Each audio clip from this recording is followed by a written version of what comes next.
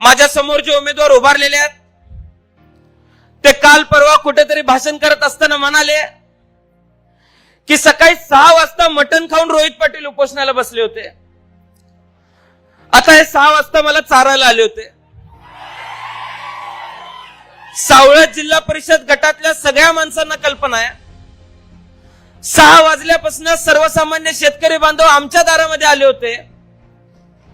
सिद्धेश्वराचा आशीर्वाद घेतला आणि या सरकारला गुडघ्यावरती आणण्याचं काम पवार साहेब तुमच्या माध्यमातून आम्ही केलं. आदल्या दिवशी 103 डिग्री ताप आलेला होता.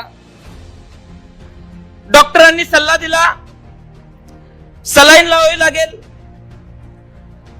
ताई सांगत होत्या की मी उपोषणाला बसते तू बसू नको, पण आम्ही सर्वांनी भूमिका जाहीर केली होती आम्हाला बसावं लागलं.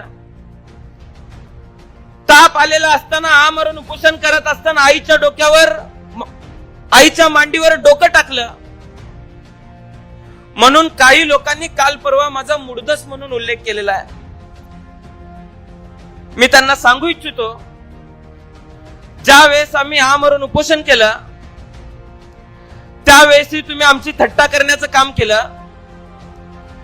या मतदारसंघामध्ये साहेब एक महाशय आहेत त्यांनी यापूर्वी 9 दिवसाचं आमरण उपोषण केलं होतं आणि 10व्या दिवशी इथंच सिद्धेश्वर मंदिराच्या चौकामध्ये डॉल्बीवर नाचला होता.